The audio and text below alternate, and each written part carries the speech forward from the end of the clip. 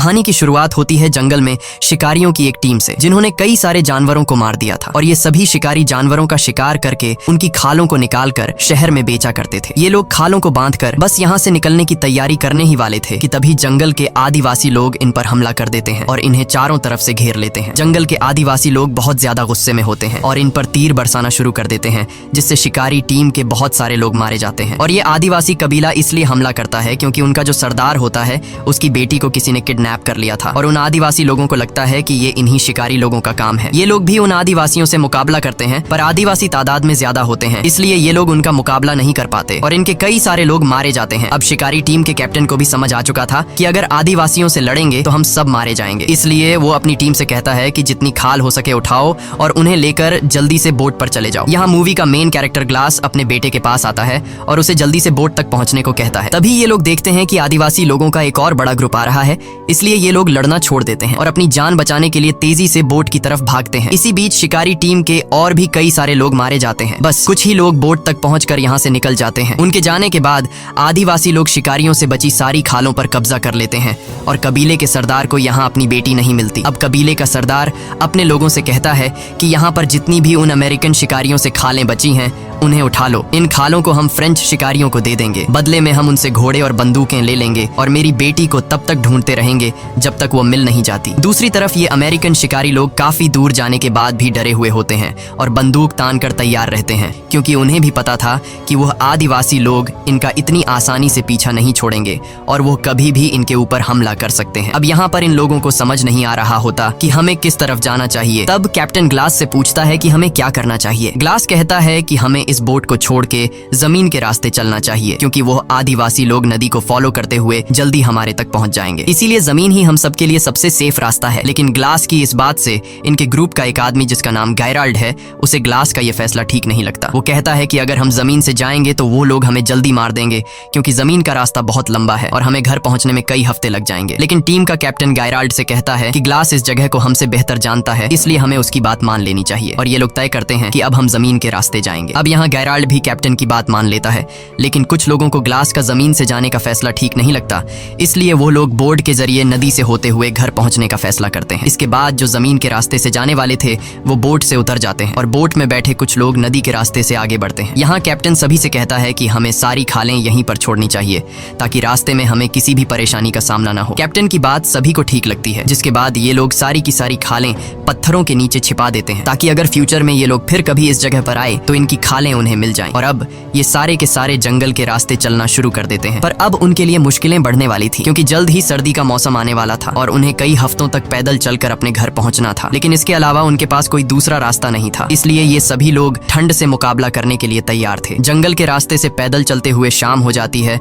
और अब ये लोग एक जगह पर रुककर रात यहीं पर गुजारने का फैसला करते हैं। कुछ देर बाद रात हो जाती है और ये सभी जंगल में सो जाते हैं। अगली सुबह हम देखते हैं कि जो लोग ग्लास के जमीन के रास्ते से पैदल चलने का फैसला गलत समझ रहे थे, अब उन लोगों को अपनी गलती का पछतावा होता है। वो आदिवासी लोग आकर उन्हें मार देते हैं और आदिवासी लोग समझ जाते हैं कि कुछ लोग जंगल के रास्ते से पैदल निकल गए, इसलिए ये लोग पूरे जंगल में फैल जाते हैं उन बचे हुए अमेरिकन शिकारियों को ढूंढने। एक आदिवासी को जमीन पर चलने वाले अमेरिकन शिकारियों के पैरों के निशान भी मिल जाते हैं। वह आकर अपने कबीले के सरदार को बताता है। कबीले के सरदार को लगता है कि मेरी बेटी उन्हीं के पास है और अब ये आदिवासी लोग पैरों के निशान को फॉलो करते हुए उनके पीछे जाते हैं। इधर ये लोग लगातार कई घंटों से पैदल जंगल के रास्ते से आगे बढ़ते हैं और ये लोग काफी ज्यादा थक जाते हैं, इसलिए ये लोग कुछ देर आराम करने के लिए यहीं पर डेरा जमा देते हैं और सभी आराम करने लगते हैं। सभी लोगों को भूख लगी हुई थी पर खाने के लिए कुछ भी नहीं था, इसलिए ग्लास शिकार ढूंढने जंगल में अकेला निकल पड़ता है। कुछ दूर आने के बाद उसे महसूस होता है कि आसपास कोई है, इसलिए ग्लास बंदूक उठाकर रेडी हो जाता है और तभी उसे सामने भालू के दो छोटे बच्चे दिखाई देते हैं। इससे पहले कि ग्लास वहां से निकल पाता तभी एक बड़ा भालू उस पर हमला कर देता है, जिससे ग्लास के हाथ से बंदूक गिर जाती है। वो भालू ग्लास को उठाकर पटकता है और ग्लास को बुरी तरह से जख्मी कर देता है। अब ग्लास कुछ भी नहीं कर सकता था, इसलिए वो आराम से जमीन पर लेट जाता है। ग्लास जब शांत होता है तो भालू भी वहां से जाने लगता है, लेकिन ग्लास शिकार पाने के लिए किसी तरह करके अपने गन के पास पहुंचता है। तभी वो भालू दोबारा से ग्लास पर हमला करने के लिए आता है। ग्लास जल्दी से बंदूक से उसे गोली मारता है, पर वह गोली भालू के सर में लगने के बजाय उसके गले में लग जाती है, जिससे भालू अब और ज्यादा चिढ़ जाता है और अपने पंजों से ग्लास के गले को चीर देता है। लेकिन भालू रुकता नहीं और वो ग्लास के पूरी बॉडी को बुरी तरह से अपने पंजों से काट देता है। गोली लगने की वजह से भालू भी कमजोर हो चुका था। ग्लास अब किसी तरह करके चाकू निकालकर उस भालू पर कई वार करता है, जिससे ये दोनों ढलान से लुढ़कते हुए नीचे गिर जाते हैं, जिसके बाद वह भालू भी ग्लास के ऊपर गिर जाता है, लेकिन भालू मर चुका था और ग्लास भी लगभग मर ही चुका होता है क्योंकि भालू ने उसका गला पूरी तरह से फाड़ दिया था और इसकी पूरी बॉडी पर गहरे जख्म थे। ग्लास बहुत ही ज्यादा तकलीफ में था। ग्लास ने जब भालू पर गोली चलाई थी तब गोली की आवाज उसके साथियों ने सुन ली थी, इसलिए ग्लास के साथी उसे ढूंढते हुए वहां पर पहुंच जाते हैं और वो देखते हैं कि ग्लास के ऊपर भालू गिरा हुआ है। वो बड़ी मुश्किल से भालू को उसके ऊपर से हटाते हैं और ग्लास को अपने साथ ले जाते हैं। अब उनमें से एक आदमी ग्लास के घावों को सीना शुरू करता है। दर्द के मारे ग्लास का बुरा हाल हो गया था। उसका गला बुरी तरह से कट चुका है और उसके पूरे बॉडी पर काफी गहरे जख्म हैं। ग्लास के जख्मों को देखते हुए ये लोग समझते हैं कि ग्लास अब जिंदा नहीं रह पाएगा और कुछ ही घंटों में उसकी मौत हो जाएगी। दूसरी तरफ आदिवासी कबीले का सरदार अमेरिकन शिकारियों से जो खालें बची हुई थी वो इन खालों को फ्रेंच शिकारियों को दे देता है, जिसके बदले वो उनसे बंदूकें और घोड़े ले लेता है, जिसका मतलब इन अमेरिकन शिकारियों यानी ग्लास और उसके साथियों के लिए मुश्किलें बढ़ने वाली थी, क्योंकि इससे पहले ये आदिवासी तीर कमान से हमला किया करते थे, लेकिन अब आदिवासियों के पास घोड़े और बंदूकें भी आ गई थी। अब ग्लास बुरी तरह से जख्मी होने की वजह से चल नहीं सकता था, इसलिए ये लोग ग्लास के लिए लकड़ी का एक स्ट्रेचर बनाते हैं। वो ग्लास को उसके ऊपर रखते हैं और आगे बढ़ना शुरू करते हैं। इस तरह से ये लोग बारी बारी से ग्लास को उठाते हैं। ये लोग ग्लास को काफी दूर तक ले आते हैं, पर आगे का रास्ता बहुत ही मुश्किल था क्योंकि आगे एक ऊंचा पहाड़ था जहाँ से इन लोगों को गुजरना था। ये पहाड़ी रास्ता इतना खराब था कि वहाँ से अकेला आदमी भी ठीक से नहीं चढ़ पाता था, इसलिए ग्लास को यहाँ से चढ़ाना नामुमकिन था। ये लोग फिर भी कोशिश करते हैं पर ये लोग ग्लास को नहीं चढ़ा पाते। तभी उनका जो कैप्टन होता है वो अपने एक आदमी को बोलता है कि ग्लास के मुंह पर कपड़ा रखो। दरअसल वो ग्लास को गोली मारने वाला होता है क्योंकि उसको लगता है कि ग्लास तकलीफ से गुजर रहा है और वैसे भी ग्लास अब बच नहीं सकता। ग्लास दर्द से तड़प रहा होता है और उसको यहाँ से घर ले जाना लगभग नामुमकिन है। कैप्टन ग्लास को मारने ही वाला होता है कि तभी ग्लास का बेटा सामने आकर बोलता है कि ऐसा मत करो। कैप्टन को उस पर तरस आ जाता है और वो ग्लास को गोली नहीं मार पाता क्योंकि ग्लास की वजह से ये सभी जिंदा बचे होते हैं। कैप्टन वहाँ पर मौजूद सभी लोगों से कहता है कि जो भी 2 लोग ग्लास के मरने तक उसके पास रुकेंगे उसे गाँव वापस आते ही $70 दिए जाएंगे। कैप्टन कहता है कि ग्लास ने हम सबकी मदद की है और कैप्टन चाहता था कि ग्लास को नेचुरल डेथ मिले और जब ग्लास मर जाए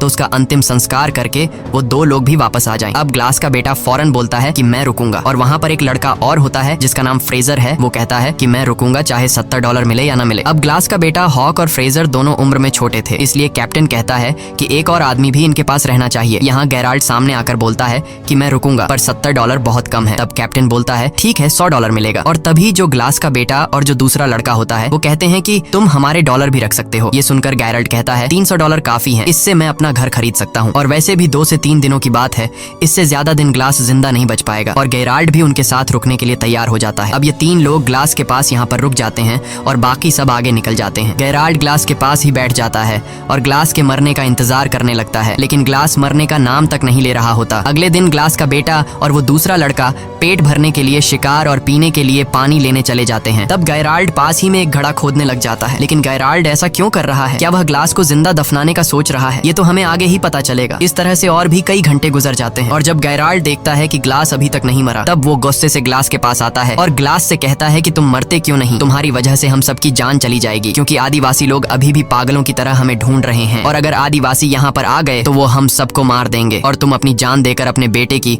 और हम सबकी जान बचा सकते हो। अब गेराल्ड ग्लास से कहता है कि अगर तुमने अपनी पल के नीचे झपका ली तो मैं समझ जाऊंगा कि तुम मरने के लिए तैयार हो। ग्लास बेचारा काफी देर तक कोशिश करता है कि उसकी पल के न झपके, लेकिन तब गेराल्ड उसे कहता है कि मुझे लगता है कि तुम अपने बेटे को भी नहीं बचाना चाहते। ग्लास गेराल्ड की बात सुनकर अपने बेटे को बचाने के लिए अपनी पल के नीचे झपका देता है। ये देखकर गेराल्ड ने उसके मुंह में कपड़ा घुसाकर उसकी सांस रोक दी और ग्लास अब तड़प कर मर रहा होता है। तभी ग्लास का बेटा आकर गेराल्ड को बंदूक से पीछे धकेल देता है। ग्लास का बेटा गेराल्ड पर बंदूक तान देता है और उसे मारने की धमकी देता है। गेराल्ड उसे समझाने की कोशिश करता है कि मैं ऐसा क्यों कर रहा था, लेकिन ग्लास का बेटा उसकी कोई बात नहीं सुनता और चिल्लाने लग जाता है, जिसके बाद गेराल्ड ग्लास के सामने ही उसके बेटे को पेट में चाकू मारकर मार डालता है। ग्लास का गला पूरी तरह से कटा होता है, इसलिए वो चिल्ला भी नहीं पाता। वो सिर्फ अपने बेटे को मरता हुआ देखता है और गेराल्ड उसके बेटे को उठाकर दूर एक जगह में छिपा देता है ताकि जब वह तीसरा लड़का वहां पर आए तो वह इसे न देख पाए। कुछ देर बाद जब वह लड़का वहां पर आता है वो गेराल्ड से पूछता है कि हॉक कहाँ है। तब गेराल्ड उसे बताता है कि वो आसपास ही होगा, थोड़ी देर में आ जाएगा। ग्लास बेचारा उस लड़के जिसका नाम ब्रीजर है उसे बताने की कोशिश करता है कि गेराल्ड ने मेरे बेटे को मारा है, पर वह बता नहीं पाता क्योंकि उसके मुंह से आवाज नहीं निकल सकती। अब रात होती है, गेराल्ड और ब्रीजर सो जाते हैं। अगली सुबह गेराल्ड ब्रीजर को जगाकर उससे झूठ बोलता है कि मैंने यहाँ से कुछ ही दूरी पर 20 आदिवासी कबीले के लोगों को हमारी तरफ तेजी से आते हुए देखा। अगर वो यहाँ तक पहुंचे तो हमारे टुकड़े टुकड़े कर देंगे। ये सुनकर ब्रीजर डर जाता है और बोलता है कि अगर हम चले गए तो ग्लास और उसके बेटे हॉक का क्या होगा, जिस पर गेराल्ड कहता है कि अगर हॉक जिंदा होगा तो हमें ढूंढ लेगा। फिर वो लड़का कहता है कि ग्लास अभी जिंदा है और हमने कैप्टन से वादा किया था कि ग्लास के मरने के बाद हम उसका अंतिम संस्कार पूरे रीति रिवाज से करके यहाँ से निकलेंगे। ये सुनने के बाद गैराल्ड ग्लास को पैरों से पकड़कर बहुत बुरी तरह से खींचता है। ग्लास के पूरे शरीर में घाव होते हैं और वो दर्द से चिल्ला रहा होता है। अब गैराल्ड ने एक दिन पहले जो कब्र खोदी थी उसमें ग्लास को जिंदा डाल देता है और ऊपर से मिट्टी डालना शुरू कर देता है। तब वो लड़का कहता है कि ये तुम क्या कर रहे हो। गैराल्ड कहता है कि ये आज नहीं तो कल मर ही जाएगा और जैसा कि हमने वादा किया था उसका अंतिम संस्कार पूरे रीति रिवाज से किया जाएगा, तो मैंने अपना वादा पूरा कर लिया है। वह उसके ऊपर थोड़ी सी मिट्टी डाल देता है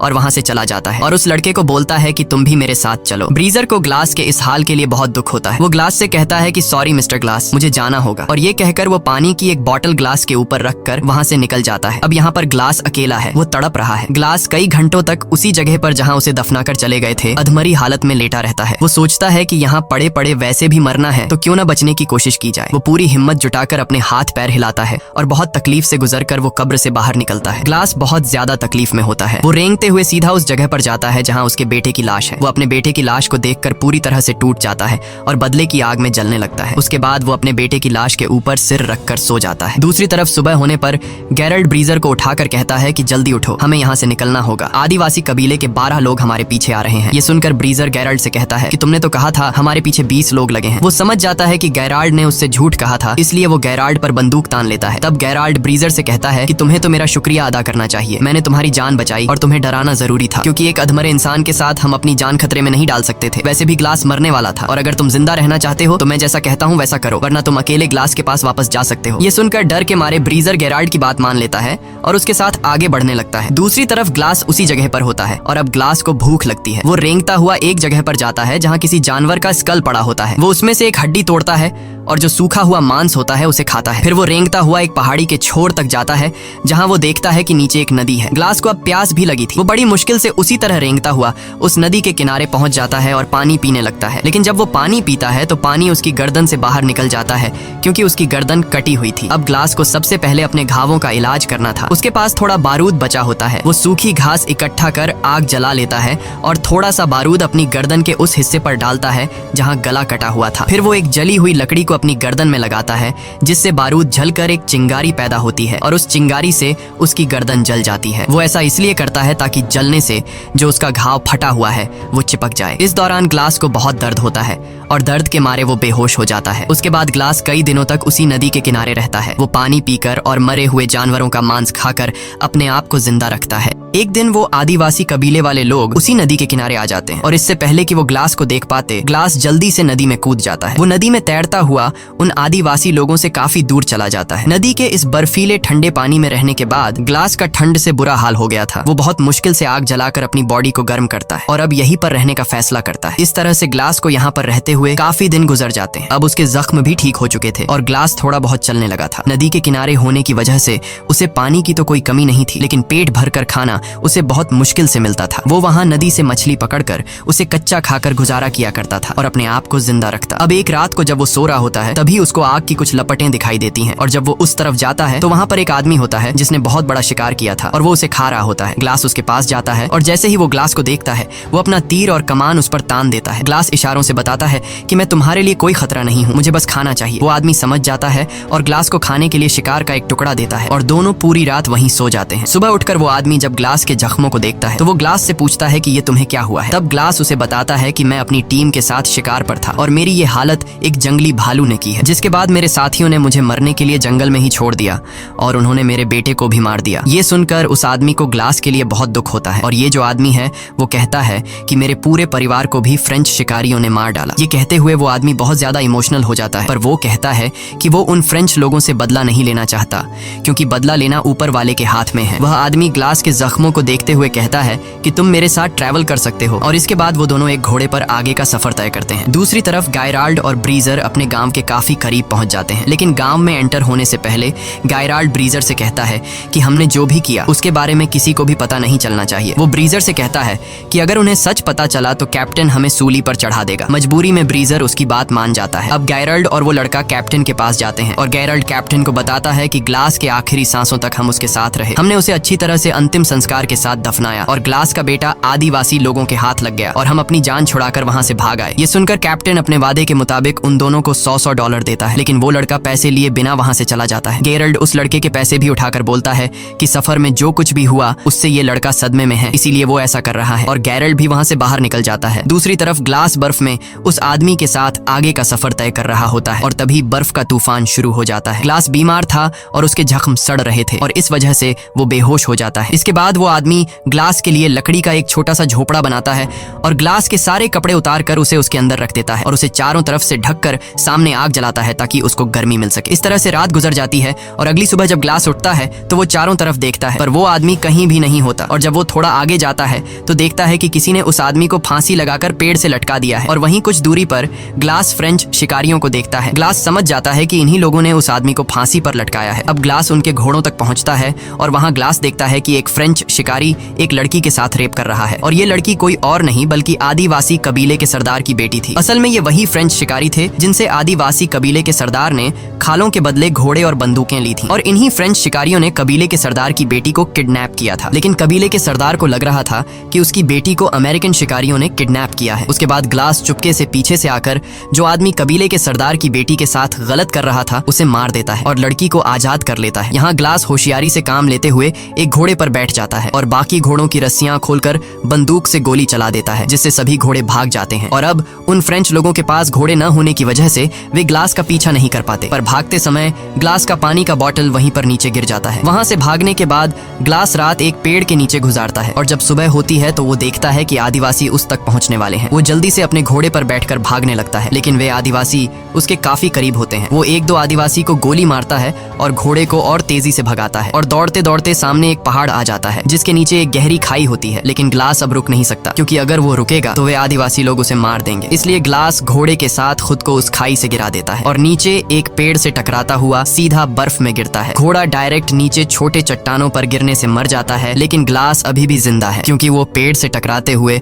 बर्फ की मोटी परत पर गिरता है, पर उसकी हालत अब काफी ज्यादा खराब होती है। तभी वहां तेज तूफान आता है और ठंड बहुत ज्यादा बढ़ जाती है। अब अगर ग्लास ने अपने लिए कोई गर्म जगह नहीं ढूंढी तो वो ठंड में जमकर मर जाएगा। अब ग्लास ठंड से बचने के लिए घोड़े के पेट को काटता है और उसके अंदर से सभी पार्ट्स बाहर निकालता है और रात को वहीं सो जाता है क्योंकि वो जानता है कि अगर वह बाहर रहा तो ठंड से मर जाएगा। वो किसी तरह पूरी रात उस घोड़े के पेट के अंदर गुजारता है। सुबह जब वो उठता है तो वो देखता है कि मौसम अब नॉर्मल हो चुका है और एक बार फिर से वो अपना सफर जारी रखता है। वहीं दूसरी तरफ हम देखते हैं कि जहां पर ग्लास को पहुंचना है वहां एक फ्रेंच शिकारी आता है और वह अमेरिकन शिकारियों से मदद मांगता है। ये लोग उसे अंदर ले आते हैं। कैप्टन उससे पूछता है कि आखिर तुम्हारे साथ क्या हुआ, तो वह आदमी बताता है कि एक आदमी आया था जिसने हमारे कैप्टन को मार दिया और फिर उसने हमारे सभी घोड़ों को आजाद कर दिया। असल में यह आदमी ग्लास की बात कर रहा था और जो आदमी कबीले के सरदार की बेटी के साथ गलत कर रहा था वह असल में उन फ्रेंच शिकारियों का कैप्टन था। वह आदमी बताता है कि घोड़ों के आजाद होने के बाद हमारी पूरी टीम बिखर गई। सर्दी के चलते हमारे कुछ लोग मर गए और कुछ को तो बेड़ियों ने मार दिया। सबूत के तौर पर यह आदमी इन लोगों को अपने साथियों का कुछ सामान दिखाता है और वह एक पानी की बोतल को दिखाते हुए कहता है कि जिस आदमी ने हमारे कैप्टन को मारा उसे जाते हुए यह पानी की बोतल गिर गई थी और यह वही बोतल होती है जो ब्रीजर ने ग्लास को उस जगह छोड़ते हुए उसके ऊपर रख कर आ गया था। ब्रीजर कहता है कि यह तो ग्लास की बोतल है जो कि मैंने उसे दी थी। अब ये लोग उस आदमी से पूछते हैं कि ग्लास ने तुम्हारे कैप्टन को कहाँ मारा था और वह आदमी 30 मील दूर वह जगह उन्हें बता देता है। जिसके बाद कैप्टन ब्रेजर और कुछ लोग ग्लास को ढूंढने के लिए घोड़ों पर निकल पड़ते हैं और यहाँ गेराल्ड को समझ आ जाता है कि अब वो फंसने वाला है। कई घंटों के सफर के बाद रात हो जाती है और ये लोग उस जगह तक पहुंच जाते हैं जहां पर उस आदमी को बोतल मिली थी। कैप्टन सभी लोगों को चारों तरफ ग्लास को ढूंढने के लिए कहता है और तभी उन्हें दूर से एक आदमी दिखाई देता है। जब ये लोग उसके करीब जाते हैं तो वो कोई और नहीं बल्कि ग्लास होता है और ग्लास को देखकर कैप्टन एकदम शॉक हो जाता है क्योंकि गेराल्ड ने तो उसे मरा हुआ बता दिया था। कैप्टन ग्लास के पास आकर उससे पूछता है कि तुम्हारे साथ क्या हुआ था। तब ग्लास उसे सारी सच्चाई बता देता है। जिसके बाद कैप्टन गेराल्ड को पकड़ने के लिए तेजी से वापस अपने गांव आता है और गेराल्ड को ढूंढता है, लेकिन गेराल्ड तिजोरी से सारा पैसा चुरा कर भाग गया होता है। कैप्टन गुस्से में ब्रीजर को मारता है और अपने आदमियों से कहता है कि ब्रीजर को अरेस्ट कर लो, लेकिन ग्लास कैप्टन से कहता है कि इसमें ब्रीजर की कोई गलती नहीं थी। वहाँ जो कुछ भी हुआ ब्रीजर को उसके बारे में कुछ भी नहीं पता, इसलिए तुम उसे छोड़ दो। और अब कैप्टन यह तय करता है कि मैं गेराल्ड को पकड़ने के लिए जाऊंगा क्योंकि उसने ग्लास के बेटे का मर्डर किया और उसने पैसा भी चोरी किया। तब ग्लास बोलता है कि मैं भी तुम्हारे साथ जाऊंगा, लेकिन कैप्टन कहता है नहीं, तुम्हें अभी आराम की जरूरत है, मैं अकेले उसे मारने जाऊंगा। ग्लास कहता है नहीं, मैं उसके लिए बहुत दूर से सफर तय करके आया हूँ और उसे सिर्फ मैं मारूंगा। जिसके बाद कैप्टन ग्लास की बात मान लेता है और ये दोनों घोड़ों पर गेराल्ड को मारने निकल पड़ते हैं। ये दोनों गेराल्ड के घोड़े के पैरों के निशानों को फॉलो कर रहे होते हैं और काफी दूर तक जाने के बाद ये दोनों अपना अपना रास्ता बदल लेते हैं। कैप्टन ग्लास से कहता है कि तुम दाएं रास्ते से जाओ और मैं बाएं वाले रास्ते से जाऊंगा। अब ये दोनों एक दूसरे से अलग हो जाते हैं और जब कैप्टन गेराल्ड को ढूंढ रहा होता है तो गेराल्ड एक बड़े से पत्थर के पीछे से निकलता है और कैप्टन को गन पॉइंट पर लेकर कहता है कि कैप्टन तुम यहाँ पर क्या कर रहे हो। कैप्टन उसे कहता है कि तुम्हारे ऊपर खून का इल्जाम है, इसलिए तुम मेरे साथ चलो। लेकिन गेराल्ड नहीं मानता। अब जैसे ही कैप्टन जेब से बंदूक निकालकर उसे मारने ही वाला होता है तभी गेराल्ड कैप्टन को शूट कर लेता है, जिससे कैप्टन की मौत हो जाती है। गोली की आवाज सुनकर ग्लास उस तरफ आता है और ग्लास देखता है कि वहां पर कैप्टन की लाश पड़ी हुई है और गेराल्ड भाग चुका है। अब ग्लास समझदारी से काम लेते हुए लकड़ी की एक बड़ी टहनी तोड़ता है और उसे कैप्टन की पीठ पर लगा देता है ताकि उसकी पीठ सीधी हो जाए। जिसके बाद वह कैप्टन को घोड़े पर बिठा देता है और खुद पीछे वाले घोड़े पर लाश की तरह लेट जाता है ताकि गेराल्ड को ये लगे कि आगे ग्लास है और पीछे जो लेटा हुआ है वो कैप्टन की डेड बॉडी है। और होता भी ऐसा ही है। इन घोड़ों को देखकर गेराल्ड को लगता है कि आगे जो है वो ग्लास है और पीछे जो लेटा हुआ है वो कैप्टन की लाश है। जिसके बाद वह आगे वाले आदमी पर गोली चला देता है और गोली लगते ही वह गिर जाता है। गेराल्ड खुश हो जाता है और उसे लगता है कि ग्लास भी अब मर चुका है। वह धीरे धीरे डेड बॉडी की तरफ आता है। जब वह डेड बॉडी तक पहुंचता है और बॉडी को पलटता है तो उसे पता चलता है कि ये ग्लास नहीं बल्कि कैप्टन है। अब इससे पहले कि गेराल्ड कुछ कर पाता तभी ग्लास पीछे वाले घोड़े से उठकर गेराल्ड पर गोली चलाता है। ये गोली गेराल्ड के कंधे में लगती है और वह वहां से भागने लगता है। तब ग्लास भी उसका पीछा करता है और पीछा करते करते वह एक नदी के किनारे पहुंच जाता है जहां पर इन दोनों के बीच एक बड़ी फाइट होती है। ये दोनों ही एक दूसरे को बुरी तरह से घायल कर देते हैं और तभी हम देखते हैं कि नदी के उस पार वो आदिवासी कबीले वाले आ जाते हैं जो इन लोगों को मारना चाहते हैं। और जब ग्लास गेराल्ड को मारने वाला होता है तभी उसे उस आदमी की याद आती है जिसने उसे खाने के लिए मांस दिया था और बाद में फ्रेंच लोगों ने उसे सूली पर चढ़ा दिया था। उसने एक बार ग्लास से कहा था कि जो इंसान किसी दूसरे इंसान के साथ बुरा करता है उससे बदला लेने के बजाय ऊपर वाले के सहारे पर छोड़ देना चाहिए। इसलिए ग्लास भी गेराल्ड को नदी में छोड़ देता है। नदी में बहते हुए गेराल्ड दूसरी तरफ पहुंच जाता है जहां वो आदिवासी उसे पकड़कर मार देते हैं और अब वे लोग नदी पार करके ग्लास की तरफ आते हैं, पर वे लोग ग्लास को कुछ नहीं कहते और ग्लास को वहां पर छोड़कर जाने लगते हैं। असल में कबीले के सरदार को उसकी बेटी मिल गई होती है और ये वही लड़की होती है जिसका रेप होते हुए एक बार ग्लास ने उसे फ्रेंच लोगों से बचाया था। ये लड़की अपने पिता को ग्लास के बारे में बताती है कि उसने मेरी जान बचाई थी और यही वजह होती है कि वे लोग ग्लास को वहां पर छोड़कर चले जाते हैं। इसी के साथ ये कहानी खत्म हो जाती है। अगर आपको वीडियो अच्छी लगी हो तो हमारे चैनल को सब्सक्राइब और वीडियो को लाइक जरूर कीजिएगा।